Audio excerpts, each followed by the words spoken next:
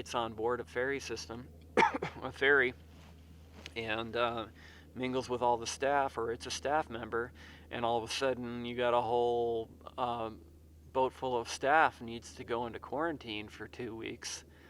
That's a problem. So um, I hope that there's a plan in place for that. I don't know where I would find the answer for that yet, but it does sit in the back of my mind a little bit, just because we've already had boats not sail because somebody just had the flu. So if we lose a half dozen or a dozen members for 2 weeks, what does that really mean to our ferry system?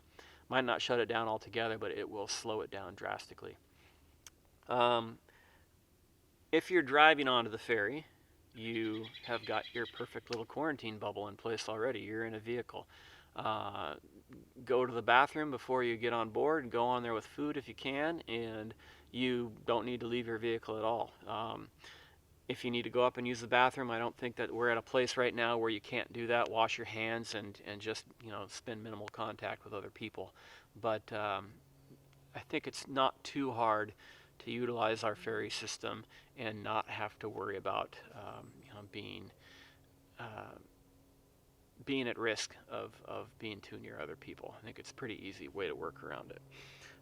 So the other risk, I say a little bit tongue in cheek, but I think I definitely, for me, it's a huge boon rather than a risk, is too much free time. Um, this kind of hit my island about a week ago, as far as us starting to cancel all of our events and stay indoors more and all that. And I have almost completely read 2 books, and I have not read a book since before I started pouring myself into going on alone. It's been over 2 years since I read a book cover to cover. So I am feeling well rested and awesome because of that. Um, it was a wonderful experience. So free time, I think a lot of people are afraid of it. I think a lot of people unknowingly are afraid of going into their own heads and thinking their own thoughts and experiencing life directly. I think that's why entertainment is so important in America, is because we're just doing everything we can to avoid ourselves, and that's not good. That's not a good state to be in. So go into it and think of this as a staycation. If you are or have been, an arts and crafts person, then do your art, do your craft. I'm a carver. I live in the forest. I'm set here. I've got plenty of sharp knives and lots of wood behind me, so I'm gonna be just fine in that regard. But a lot of people. I used to read a ton, and like I said, that was like a 2-year break in any kind of recreational reading. So I'm really happy I've got a good library. Do the things that you need to do to keep yourself occupied and keep yourself from getting cabin fever. Do it now, and you might really enjoy this time period. And I hope you do. Um, just fall into it. Sink in like it's a warm bath. Um, Maybe you should be going for walks more often. Like I said, they're not going to ban the hiking trails. Um, do your art. If you haven't learned how to meditate, or it's been a while since you did that, I think that's a really valuable thing. Maybe this is that time to write the great American novel that you've always dreamed about writing too. I have several books I've been wanting to write, and I might actually start one of them finally because of this. So the other things: prepare, repair, organize, and get rid of stuff. So prepare, I talked about that a little bit. Start preparing things that, bringing in things that you're going to potentially need. Repair. Check out your own infrastructure of your own home, of your own vehicle, of your bicycle, whatever. All those things on my to-do list have things, and I've got to tighten the chain on my motorcycle and put a new battery in it.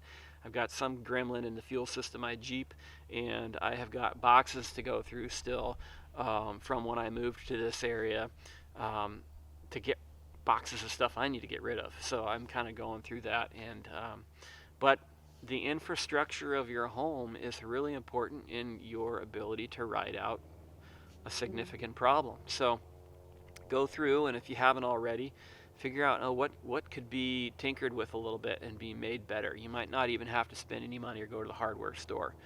since we're all staying in. What can you fix in place? And are those, that pair of jeans that you wanted to patch up for the last 6 months, get around to doing that, all those things. Settle in, be how people were 50 years ago, and you might find that you really enjoy it.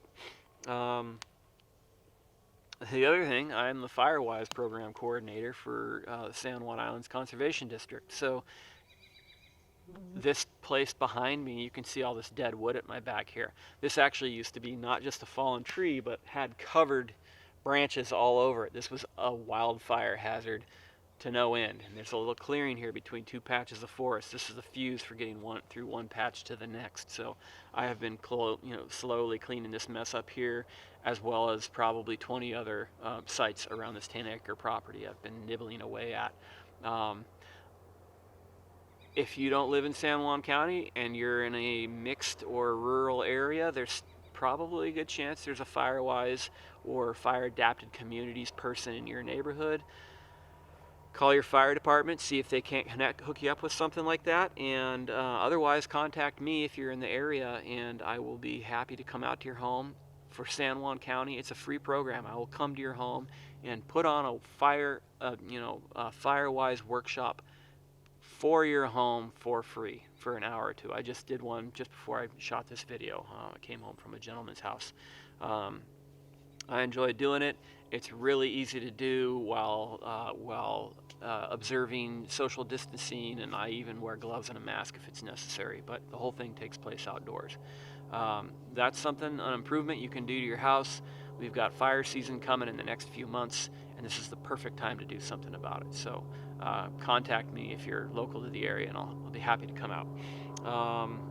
And that's all I got for us. I hope that you are able to go into this calmly. I hope you don't have any super high risks that you're dealing with, but if you are, there are things you can do to mitigate it. So move in that direction, continue doing your research. I'm going to try and shoot a few more of these videos and be helpful any way I can.